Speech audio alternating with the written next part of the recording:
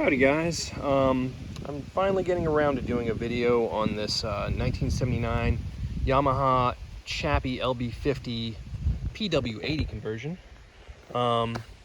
Since I know there are a few people who are interested in what all's involved with it, I think I can safely say that it's pretty straightforward. If I was able to manage to do this, then I think most shade tree mechanics could probably manage it pretty well. I'll just pop this guy out of the way. Let's see, this is just a petcock vacuum line. I haven't hooked that up. I might not bother hooking that up. Haven't decided yet. So this engine has 3 mounting points, just like the stock engine. It has one up here, you can see right there. It has one down here towards the bottom, that guy. And then it has one behind here. All the bolt holes should line up fairly easily. The exception is this bracket here, this black bracket fits over top of the top engine mount, and to get that bracket to fit over top of the engine mount, you might have to shave down the length of one of the engine mount bushings. It's pretty easy, and it only really needs to be shortened by maybe a 1/16 of an inch. Then this bolt here, there's a little bit of finagling to get that to fit, and that's to do with the intake over here. There's a round protrusion you can see on the intake. I believe on some models of PW80, this is where the petcock vacuum line would be hooked up. On this one, that does not exist. So you need to file that down so that way it can clear the frame.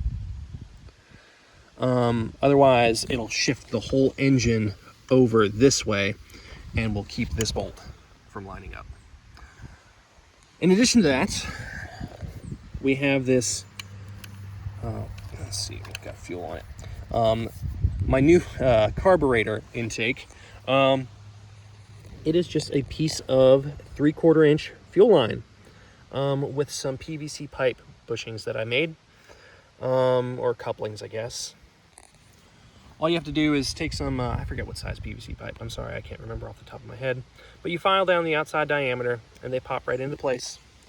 To get this piece of hose in place, I had to undo these bolts on the intake, and then I had to pivot the intake over this way, and then slide on the hose, put on the hose clamp, and then force it back over this way by applying just a little bit of pressure between the engine and the intake with just a screwdriver. You stick a screwdriver between these two parts and pry it over gently.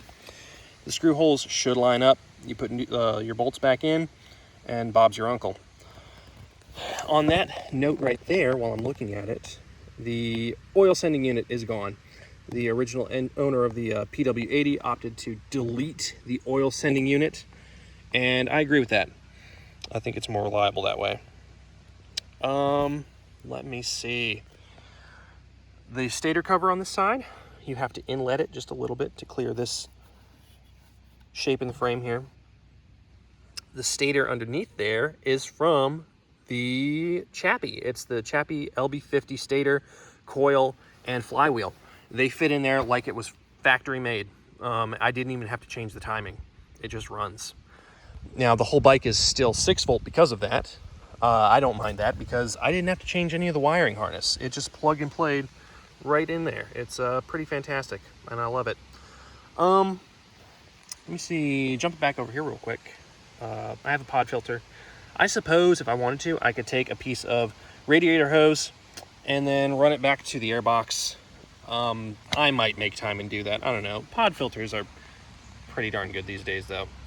And it's not like I'm going to be riding this in a monsoon. This is going to be a fun little bike for nice weather. Let me see, coming around the other side. Let's take a look at the exhaust. The exhaust, like the intake, because you can't fit a carburetor there, the exhaust was another unique challenge. I wanted to use the original Chappy exhaust. I think it looks cool and it's kind of iconic to the bike. But the Chappy exhaust mounts with a threaded collar. The PW80 mounts with a bolt-on flange. So what I did was I took the original exhaust from the PW80, I cut the flange off, drilled it out to the diameter of this pipe, and just slid it up here. And of course the end of this pipe is flared, and it bolted right into place with a new exhaust gasket, and it looks fantastic. I would figure to say, maybe pat myself on the back here, you wouldn't even know that it didn't come from the factory like this. Now I did have to alter the angle of the exhaust. It was kind of more steep, and then I had to bend it to match. That took a little bit of doing, because it's a surprisingly heavy gauge pipe. I mean, of course it would have to be, it's a header pipe, but got that in, and then it changed the way the muffler, the expansion chamber, was mounted. So I had to add in, I could have bent this probably up, but I didn't want to put any undue stress on these parts. So I just created a tab that I drilled out, and then bolted in place. And, you know, if you were to blink, you know, if you were to look at it from this far away, you wouldn't even notice. I think it looks okay. The original kicker still works fantastic.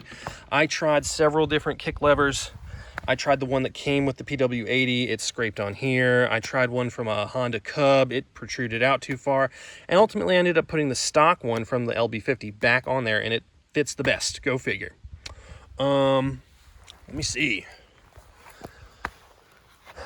Instrument panel. There's a bug in there. He's been in there since I've owned this bike, and I don't know how to get him out. That's the project for another day. I have to change out my fork seals and put in fresh fork oil, or probably ATF. I don't know. I'm kind of lazy. I gotta rebuild my petcock because it drips and leaks and it's nasty. I just got a fuel shut off right there for now. And then I'm considering replacing the oil tank. Not replacing it, but repurposing it for reserve fuel tank. I'm not sure if that kind of plastic can tolerate fuel exposure. It looks kind of like a weed eater gas tank, so I'm optimistic maybe it would work. Let me know what you guys think. But yeah, I think ultimately it was a pretty simple project. I managed to do it with a toddler in the house. So I think ultimately it was worth it, and it was pretty simple. And I love the end result. I mean, 3-speed transmission, gotta love it. All right, thanks for watching, guys.